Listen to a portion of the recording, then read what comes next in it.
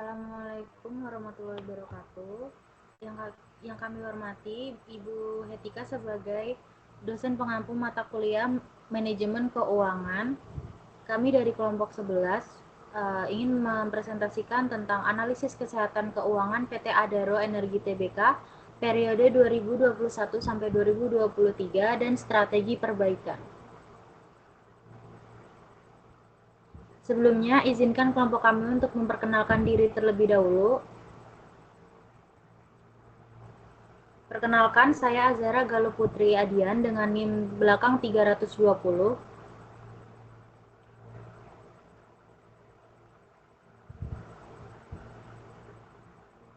Saya Farah Fatika dengan NIM belakang 308.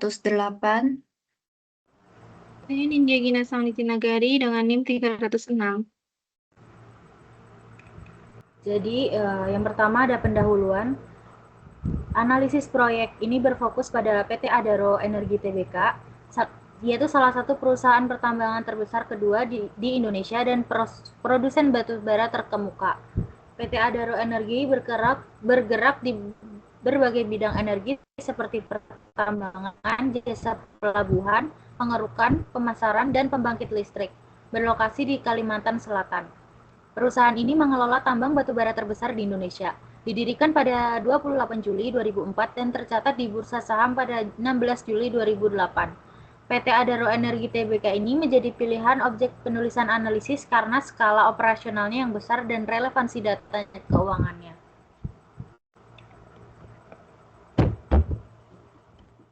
Tujuan dari analisis ini adalah untuk menganalisis kinerja keuangan PT Adaro Energi Tbk periode 2021 sampai 2023 menggunakan pendekatan rasio keuangan. Analisis ini bertujuan untuk mengidentifikasi kekuatan dan kelemahan keuangan perusahaan sehingga dapat memberikan gambaran yang jelas baik mengenai posisi keuangan dan perkembangan bisnisnya. Selain itu, hasil analisis ini diharapkan dapat memberikan informasi yang relevan kepada pihak-pihak yang berkepentingan seperti manajemen, investor, dan pemangku kepentingan lainnya.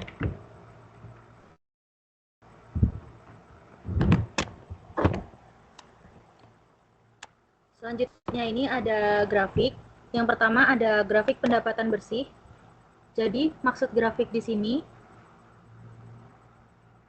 pada tahun 2021 laba bersih berada di posisi terendah. Lalu di tahun 2022 menunjukkan kenaikan yang signifikan, mencerminkan performa keuangan yang sangat baik. Dan di tahun 2003 laba bersih mengalami penurunan dibandingkan tahun 2022 meskipun masih lebih tinggi dari tahun 2021. Yang kedua ada grafik laba bruto, usaha, dan bersih. Jadi yang warna kuning itu ada laba bruto berada di sekitar angka 22 jutaan. Meningkat tajam pada 2022 sekitar 4,5 juta. Lalu mengalami penurunan pada tahun 2023 ke angka yang hampir sama dengan 2021. Yang kedua itu yang warna orange ada laba usaha di tahun 2021 laba usaha sedikit di bawah laba bruto sekitar 1,8 juta. Nah, pada tahun 2022 laba usaha juga meningkat meningkat signifikan hingga lebih dari 4 juta. Tapi kembali turun lagi di tahun 2023 mendekati angka di 2021. Nah, yang terakhir ini ada warna merah. Pada tahun 2021 laba bersih adalah yang terendah di antara ketiga kategori, sekitar 1 jutaan dan mengalami kenaikan pada 2022 mendekati 3 juta. Jadi next.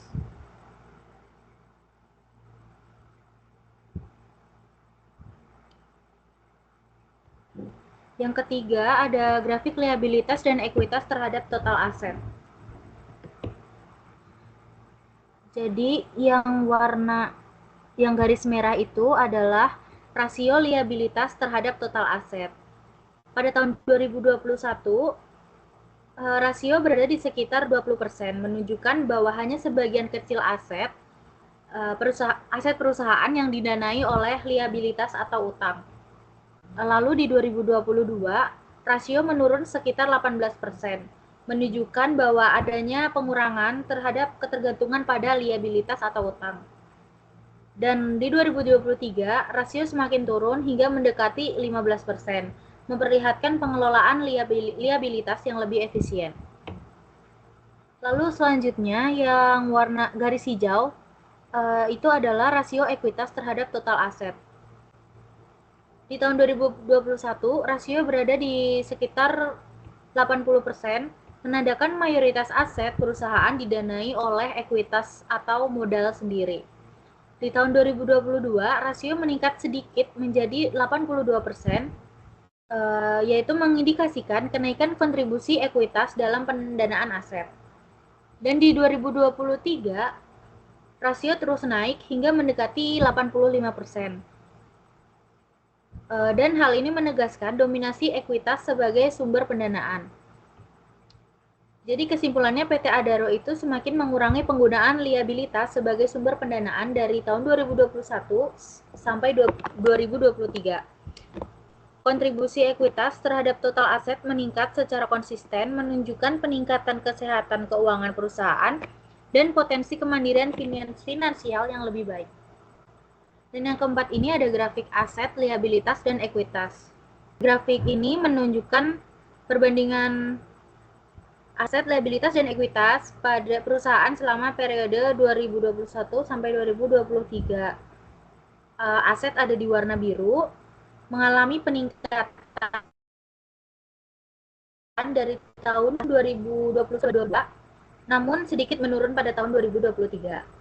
Lalu yang kedua ada liabilitas berwarna merah, naik pada tahun 2022, tetapi kembali turun juga pada tahun 2023.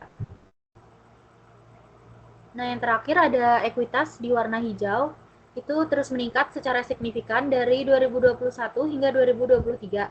Hal ini menunjukkan adanya peningkatan kemampuan perusahaan untuk mempertahankan ekuitas meskipun liabilitas sempat naik di tahun 2022. Bisa di next.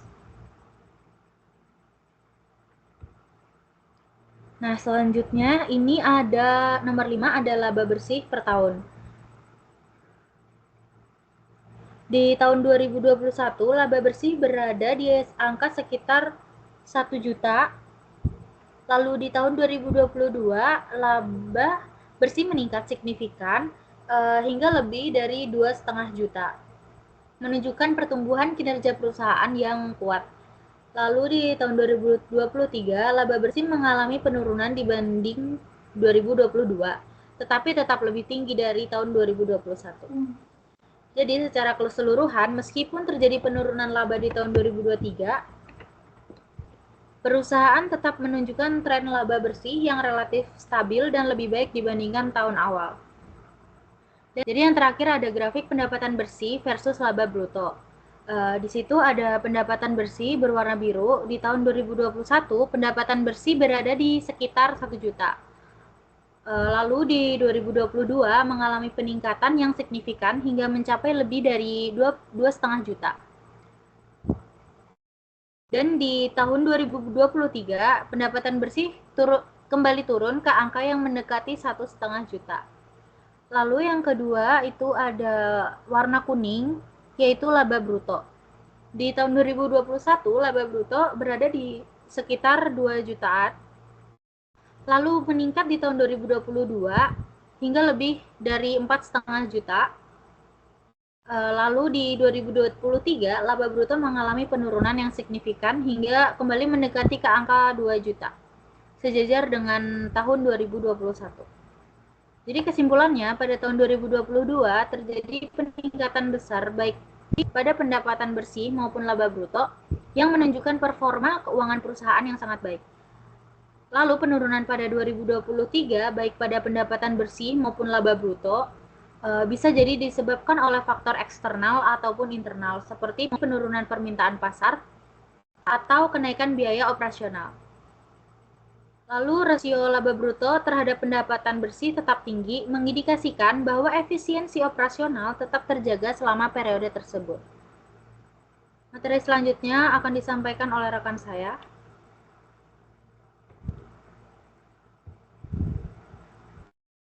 Baik, materi selanjutnya itu ada analisis dan interpretasi dari data keuangan PT Adaro Energi Tbk. Nah, di sini yang pertama itu ada rasio likuiditas. Rasio likuiditas dibagi menjadi dua komponen, yaitu current ratio dan quick ratio. Nah, current ratio itu memiliki rumus current asset per current liabilities atau total dari aset lancar dibagi total dari liabilitas jangka pendek.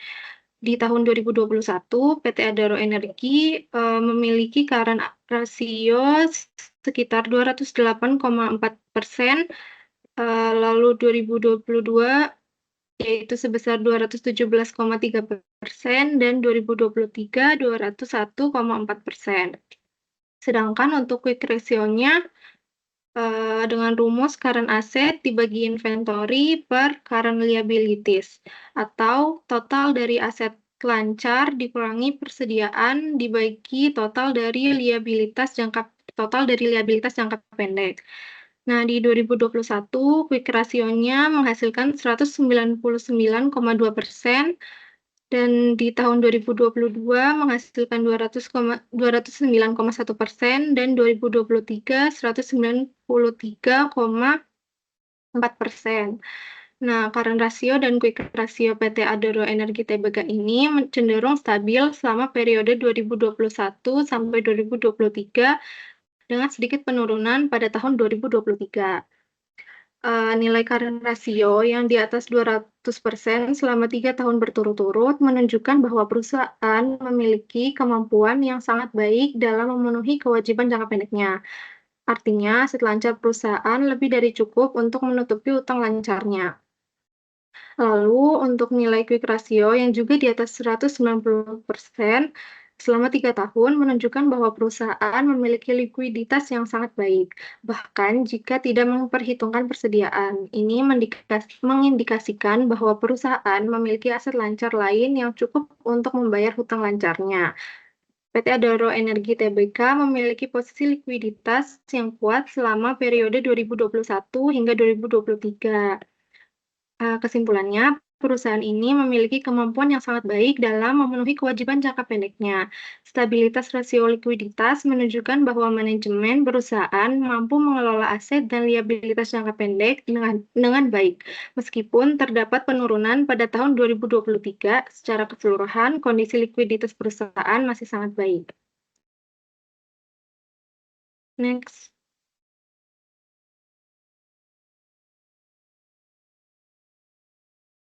Nah, yang kedua itu ada rasio profitabilitas. Rasio profitabilitas terdapat 4 komponen. Yang pertama itu ada net profit margin dengan rumus net income dibagi sales dengan net income yaitu laba tahun berjalan dibagi sales atau pendapatan usaha. Net profit margin-nya dengan tahun 2021 menghasilkan 25,7% dan 2022 menghasilkan 34,9% dan 2023 menghasilkan 28,4%. Sedangkan gross profit margin-nya dengan rumus sales dikurangi net income per sales atau pendapatan usaha dikurangi laba tahun berjalan dibagi pendapatan usaha. Dari 2021 menghasilkan 74% dan 2022 menghasilkan 65% dan 2023 menghasilkan 71,5%. Nah, nilai net profit margin yang umumnya di atas 25% menunjukkan bahwa perusahaan mampu menghasilkan laba bersih yang cukup besar dari setiap rupiah penjualannya. Peningkatan pada tahun 2022 mengindikasikan adanya peningkatan efisiensi dalam mengelola biaya atau peningkatan harga jual produk. Sedangkan nilai gross profit margin yang tinggi menunjukkan bahwa selisih antara harga pokok penjualan dengan harga jual produk cukup besar. Ini mengindikasikan bahwa perusahaan memiliki kemampuan yang baik dalam mengelola biaya produksi dan menentukan harga jual yang kompetitif. Nah, selanjutnya masih berada di rasio profitabilitas, ada ROA atau Return on Asset. Dengan rumus net income per total aset dengan net income adalah laba tahun berjalan dibagi total asetnya. Di tahun 2021 menghasilkan 13,5%, 2022 26,2%, dan 2023 menghasilkan 17,7%. Nah, sedangkan untuk ROE-nya atau Return on Equity dengan rumus net income dibagi total equity di 2021 menghasilkan 23%, 2022 43,3%, dan 2023 menghasilkan 25%. Nah, peningkatan ROA pada tahun 2022 menunjukkan bahwa perusahaan menjadi lebih efisien dalam mengelola asetnya untuk menghasilkan laba. Namun, penurunan sedikit pada tahun 2023 bisa disebabkan oleh beberapa faktor seperti peningkatan biaya ataupun penurunan harga jual produk. Nah, untuk peningkatan ROE yang tinggi pada tahun 2022 menunjukkan bahwa pemegang saham mendapatkan keuntungan yang sangat baik atas investasi mereka. Namun, penurunan tajam pada tahun 2023 mengindikasikan penurunan profitabilitas bagi pemegang saham. Kesimpulan yang bisa diperoleh, kinerja keuangan PT Adaro Energi Tbk pada periode 2021 hingga 2023 menunjukkan fluktuasi yang signifikan, terutama dipengaruhi oleh dinamikanya harga komoditas batubara di pasar global. Perusahaan secara umum mampu mempertahankan profitabilitas yang tinggi, namun demikian volatilitas harga komoditas telah menciptakan ketidakstabilan dalam kinerja keuangan. Peningkatan efisiensi operasional dan pengelolaan aset yang baik berkontribusi pada peningkatan profitabilitas. Namun, penurunan harga batubara pada tahun 2023 telah memberikan tekanan pada margin keuntungan. Nah, yang ketiga itu ada efisiensi operasional. Di efisiensi operasional memiliki dua komponen. Yang pertama itu inventory turnover dengan rumus cost of goods sold dibagi inventory atau harga pokok penjualan atau bisa disebut juga beban pokok pendapatan dibagi persediaannya. Di 2021 menghasilkan 17,67 kali, 2022 17,31 kali, dan 2023 23,26 kali. Nah, untuk receivable turnover-nya dengan rumus sales per account receivable yaitu dengan pendapatan usaha dibagi piutang usaha. Nah, di 2021 menghasilkan 8,83 kali, 2022 12,52 kali, dan 2023 stabil 12,52 kali. Inventory turnover PT Adaro Energi Tbk mengalami peningkatan yang cukup signifikan pada tahun 2022, namun mengalami penurunan pada tahun 2023. Peningkatan pada tahun 2022 menunjukkan bahwa perusahaan berhasil meningkatkan efisiensi dalam mengelola persediaan.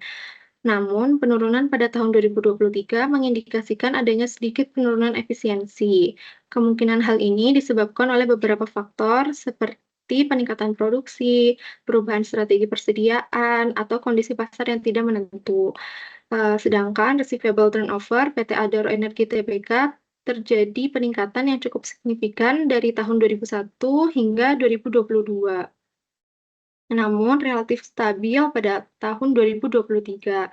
Peningkatan pada tahun 2022 ini menunjukkan bahwa perusahaan berhasil meningkatkan kemampuannya dalam mengumpulkan piutang dari pelanggan. Stabilitas pada tahun 2023 menunjukkan bahwa perusahaan berhasil mempertahankan kinerja yang baik dalam hal pengelolaan piutang. Kesimpulan yang dapat diperoleh, PT Adaro Energi menunjukkan kinerja efisiensi operasional yang cukup baik, terutama pada tahun 2022. Perusahaan berhasil meningkatkan efisiensi dalam mengelola persediaan dan piutangnya. Namun, perlu diperhatikan adanya penurunan sedikit pada inventory turnover di tahun 2023. Bisa di next. Nah, yang keempat ini ada struktur modal, memiliki satu komponen yaitu debt to equity ratio atau bisa disebut dengan DER. DER ini memiliki rumus yaitu total liabilitas dibagi ekuitasnya. Di tahun 2021 menghasilkan 70,1%, di tahun 2022 menghasilkan 65,1%, dan di 2023 menghasilkan 41,3%. Nah, berdasarkan data struktur modal PT Adaro Energi Tbk pada periode 2021 hingga 2023, rasio utang terhadap ekuitas atau debt to equity ratio menunjukkan penurunan yang konsisten, mencerminkan perbaikan dalam struktur keuangan perusahaan. Pada tahun 2021, rasio ini tercatat sebesar 70,1%, menunjukkan bahwa perusahaan memiliki utang sebesar 70,1% dari total ekuitasnya. Hal ini mengindikasikan ketergantungan yang cukup besar pada pendapatan utang dibandingkan ekuitasnya. Pada tahun 2022, rasio ini menurun menjadi 65,1%. Hal ini mencerminkan upaya perusahaan dalam mengurangi proporsi utang terhadap ekuitasnya. Penurunan yang lebih signifikan terjadi pada tahun 2023, di mana rasio ini mencapai 41,3%. Angka ini menunjukkan bahwa perusahaan hanya memiliki utang sebesar 41,3% dari total ekuitasnya, yang menandakan bahwa struktur modal yang lebih sehat dengan penurunan ketergantungan terhadap utangnya. Dapat disimpulkan, penurunan debt to equity ratio selama periode tersebut mencerminkan strategi keuangan PT Adaro Energi yang fokus pada pengurangan risiko utang dan peningkatan stabilitas modal, yang merupakan sinyal positif bagi keberlanjutan operasional perusahaan di masa depan. Untuk materi rasio solvabilitas akan dijelaskan oleh rekan saya. Untuk rasio selanjutnya itu rasio solvabilitas, yaitu terdapat dua komponen, yaitu interest coverage ratio dan debt to asset ratio. Untuk interest coverage ratio sendiri di sini menunjukkan kemampuan perusahaan dalam membayar beban bunga pada tahun 2022. Rasio ini mengalami peningkatan signifikan dari yang 39,35% menjadi 115,8%. Mencerminkan peningkatan besar dalam kemampuan membayar bunga disebabkan oleh kenaikan EBIT yang signifikan. Namun pada tahun 2023, interest coverage ratio ini mengalami penurunan. Meskipun demikian, interest coverage ratio mencerminkan posisi yang sangat baik dalam memenuhi kewajiban bunga. Sementara itu, untuk debt to asset ratio yang mengukur proporsi aset yang dibiayai oleh utang menunjukkan penurunan selama 3 tahun terakhir, mencerminkan penurunan ketergantungan pada utang dalam struktur modal perusahaan.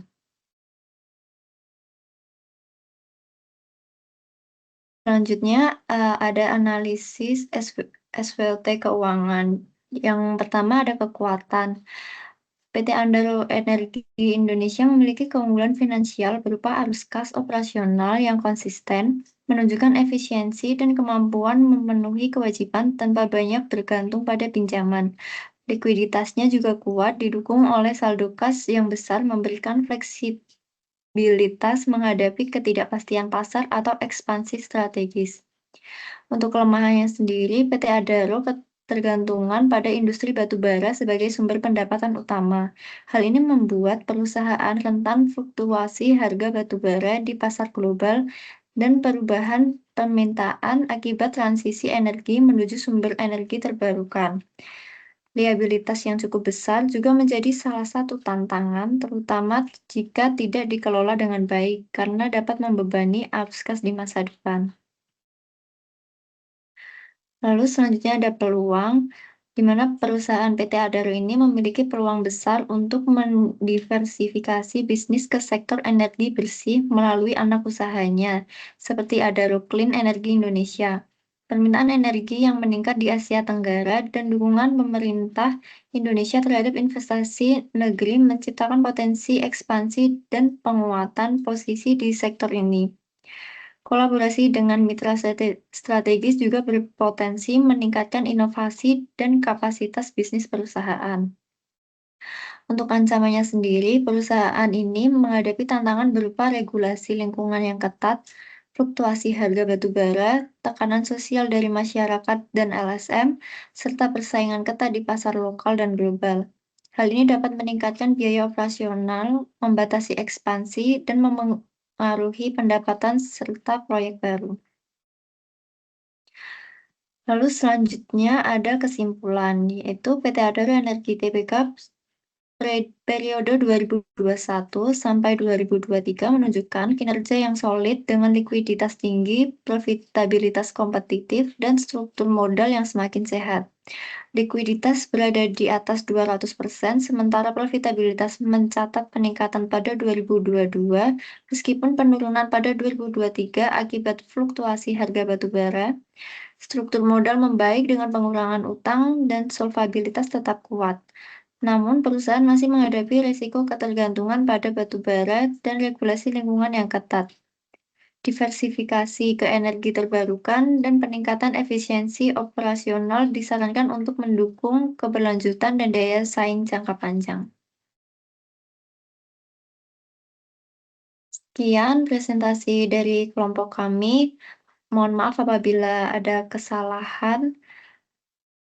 Assalamualaikum warahmatullahi wabarakatuh.